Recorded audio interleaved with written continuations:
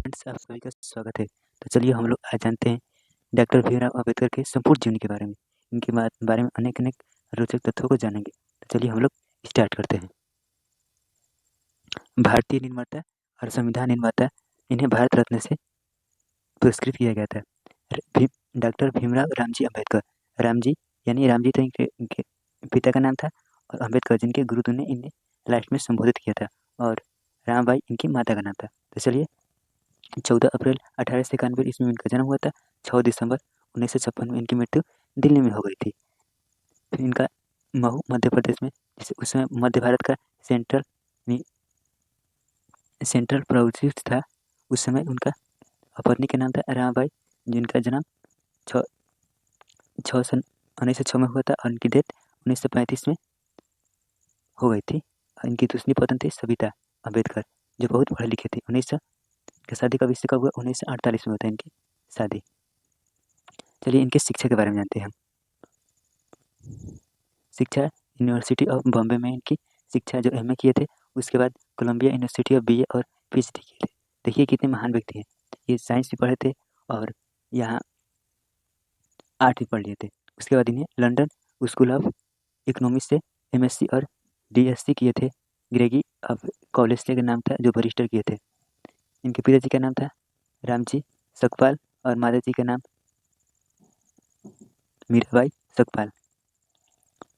रत्नागिरी महार यानी इन्हीं महार जाति के नाम से जाना जाता था। चलिए इनके बारे में कुछ रोचक तथ्य और बताते हैं। जैसे इनके पिताजी का थे रामजी थे, और जैसे कि ये आर्मी के कुछ गवर्नर ऐसे ही थे, वो उसमें वो वरिष्ठ वो काम करते थे, जिससे द्वारा इनका खर्चा वर्चा सब इनके पिताजी देते थे, और पैसा वैसा सब वही देते थे। और एक बार की बात है कि इनके पिताजी एक स्कूल में इनके नाम लिखवा दिए। नाम लिखवाने के बाद जैसे ही ये टीचर आए वहाँ से करने के लिए, तो ये पूछे कि आप किस जाति के हैं? तो उन्होंने बताया कि मैं महार जाति के हूँ। तो उनको और क्लास से अलग बैठाया जाता था, और क्लास से अलग बैठाया जाता था। उनके बाद उनके किसी प्रकार का सुविधा नहीं दी जाती थी। वे जब यहाँ गुरुजी आए तो एक दूसरे का सवाल पूछे, तो बार बार ये हाथ उठाते थे कि मुझे सवाल पता है, मुझे पता है।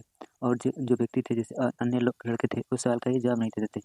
तो इससे इनके मन में क्या हुआ, दोस्त उत्पन्न हो गया। तो अपने पिताजी से पूछे कि पिताजी मैं उस कॉलेज में नहीं पढ़ूंगा।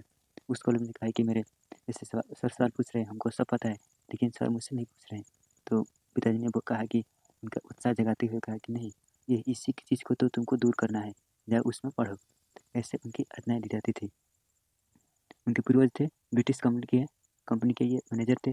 पिताजी ब्रिटिश इंडियन आर्मी के यानी अभी जो बोले कैंट के उसमें रिटायर कब हो गए?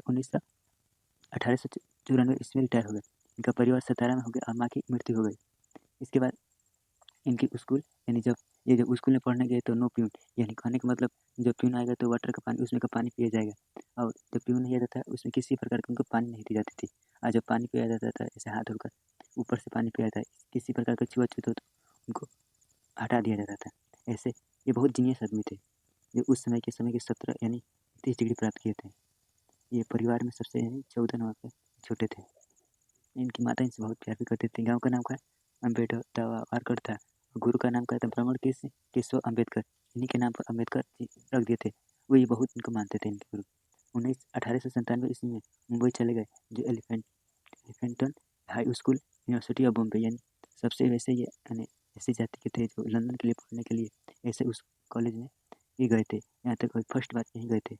उसके बाद दादा कुलेश्वर बुद्ध की दादा कुलेश्वर जो इनको ये जब पढ़ने यानी जब पीएचडी जब वहाँ मास्टर बन गए थे, तो ये जब पढ़ाने जाते थे तो जितने भी गुरु इनके जो अतिथि थे, जिसने क्या था टीचर इनसे ऊपर क्लास के थे, उन्हें आदर नहीं करते थे। ये जिस गिलास से पानी पीते थे उससे गिलास नहीं पीते थे। छुआछूत मैंने से अनेक था। तो इनके ये जैसे कि जब पढ़ाने आए तो जितने भी बच्चे थे वो जानते थे ये महार जाति की, इसलिए उनको नहीं पढ़ा दिया। तो टीचर बोले कि 5-6 दिन पढ़ लो इनसे, दूसरा कुछ चेंज कर दिया जाएगा। ये इनसे 5 दिन जैसे ही लड़के इनसे पढ़े तो क्या हो गए? एट्रैक्टिव हो गए इनसे, और आराम से इनसे पढ़ने लगे। ये दादा कुलेश्वर थे, जो जब इनको ऐसे आज्ञाएं दी जाती थी तो ये एक पार्क में आके जाकर पढ़ते थे। डेली ऐसे पार्क में आके पढ़ते थे। एक दिन की ऐसी बात हुई कि जब दादा कुलिस्कर ने पूछा कि आप यहाँ लाइब्रेरी में जाकर कहीं नहीं पढ़ते, ऐसे आकर पढ़ रहे हैं, तो उन्हें बोला कि हमारे साथ बहुत ऐसी दुष्टता की जाती है। दादा ने पूछा ठीक है कोई बात नहीं, उसने भगवान बुद्ध की जीवनी पकड़ा दी। ऐसे करते करते भगवान बुद्ध की जीवनी यानी अगले अंतिम समय तक ये भगवान बुद्ध धर्म को अपना लिए। कहा गया कि इनकी जब मृत्यु हुई तो बुद्ध भगवान के जैसे ही क्रियाक्रम से द्वारा क्रियाक्रम सब हुआ था। इनके बाद जानते हैं 1906 के बारे में। इनकी शादी 1913 में पिता के देहांत के बाद इनकी शादी हो गई। 1913 में और यूएसए चले गए। बड़ोदरा के गायकवाड़ रावजी रामयन तृतीय थे। ये जो दादा कुलिस्कर थे, इन्होंने कहा कि आपको यहाँ को जाने दीजिए, ठीक है। उसके बाद उन्होंने स्कॉलरशिप 25 रुपये कहा कि मेरे एक ऐसे नहीं होता है क्विज कंटेस्ट, जैसे क्विज कंटेस्ट कहा कि क्विज कंटेस्ट ये कराते थे। उसके बाद 15 दिन का जैसे एक क्विज कंटेस्ट में जो जो भी लड़का जीत जाएगा उसके लिए ये अपने से फ्री में सब कुछ वहाँ भेजते थे। ये एक जो दादा कुलिस्कर थे, ये एक मान लीजिए लेखक भी थे जो इनको 25 रुपये दिया करते थे, ठीक है, उसके लिए। उसके बाद वहाँ जाने के बाद यानी मुंबई जाने के बाद उन्हें एक व्यक्ति मिला जिसका नाम था नवल पारसी। मुलाकात हुई, इनका लाइफ लॉन्ग फ्रेंड भी था, इनके बहुत सहयोग भी किया था। That's all, thank you. इसके नेक्स्ट पार्ट में हम लोग जानेंगे भीमराव अम्बेडकर के और रोचक बातों में कहानी भी जानेंगे। तब तक के लिए आप बने रहिए।